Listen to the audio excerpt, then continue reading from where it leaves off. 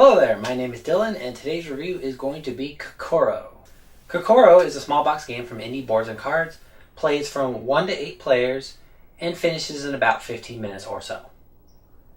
Since this is a small box game, I am going to go over the rules and how to play real quick here.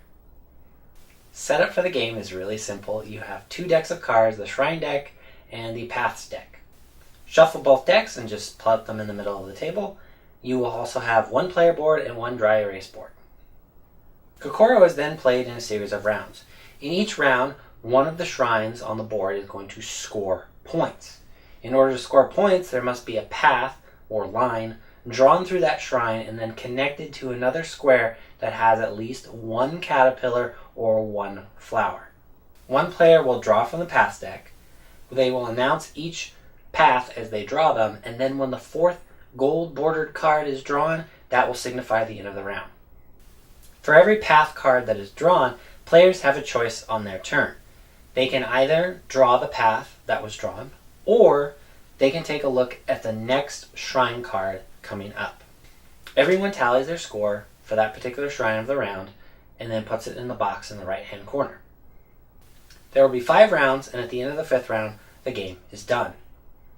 Everyone will tally their score, including the Guardians. Guardians are much like the Shrines, but they only score at the end of the game. To show how these Guardians work, let's just look at the Caterpillar Guardian. Here, a path is drawn through the Guardian into several squares that have caterpillars in them. For each caterpillar that path intersects to the Guardian equals a point at the end of the game. Same thing applies for the Flower Guardian, but it would be flowers instead of caterpillars. Now, the tricky part of Kokoro is that every round must score higher than the previous round. So, for instance, if the first shrine scored 2 points, then you have to score at least 3 points in the next shrine, or else you will get 0. If you score 2 points, you still 0. You have to score more. There are a few ways to mix up the game, including decree cards, which basically just add new ways to score, and then also there's a flip side to the board, the pink side. Pink side allows you to put the Guardians in different squares and also has its own decree cards to make scoring in that particular board even more interesting. So I was pleasantly surprised by Kokoro. It's quite a fun little game in a small, tiny box that has a lot of hidden variety and little tiny different strategies that you can take.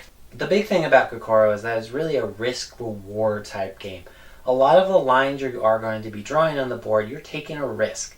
Really what you're trying to do, and the most obvious strategy here, is going to be doubling your points as you go on. You want your shrines to connect to one each other at some point, but considering the line paths you get are going to be random, you're not always going to be able to do that. And then sometimes you start drawing something and then, you can't connect it, or you have to do some other weird connection that you didn't want to do, or sometimes you just fail miserably.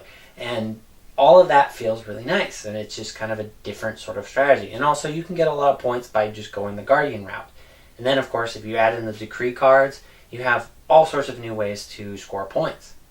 The blue side of the board does get a little tedious after a while. It does start to feel very samey. Once you add the decree cards in, you're going to have a little bit more variety, and it's going to be a little bit more interesting. But really, when you get to the pink side, that's when the things just really start opening up, because you have all sorts of various objectives. You add the decree cards, you have the Guardians that are going to be in random squares. There's a completely different configuration of flowers and caterpillars on that side of the board that really just the game will feel all fresh and new all over again. So I think Kokoro is a great little game. It packs a lot for such a small box, and that it works for so many players. Now, there are some negatives. There's a little bit of analysis process. There can be, especially first-time players. They're always going to be kind of unsure where to draw lines and, how exactly this works. But, usually by their 3rd play of the game, they'll feel a little bit more comfortable, and usually you can go pretty quick through each line and path. So the other thing, and the really sort of big negative of Kokoro, is that there just really is no player interaction. The only thing that you can really have as player interaction, and it's stretching it a little bit, is that if someone decides on their turn to look at the next shrine card, You can watch where they draw a line and then potentially make some guesses based on their lines. But you don't exactly know what they're doing. They could be drawing to a completely different shrine. They could just be drawing in anticipation of that shrine. And it may come, it may not. So it's pretty light that that'll actually happen.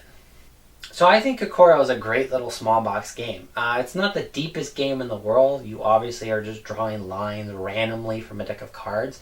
But just sort of the different varieties and the ways you can try to score points, it does feel pretty engaging.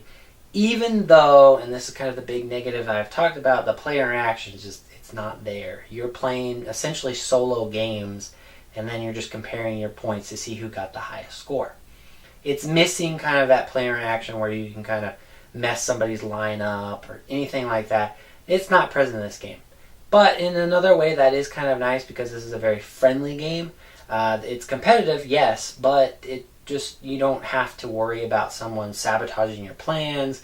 If your plans get sabotaged, that's just the cards going against you and not another player. So if you're looking for kind of a friendly, short, competitive game, this is a pretty good choice.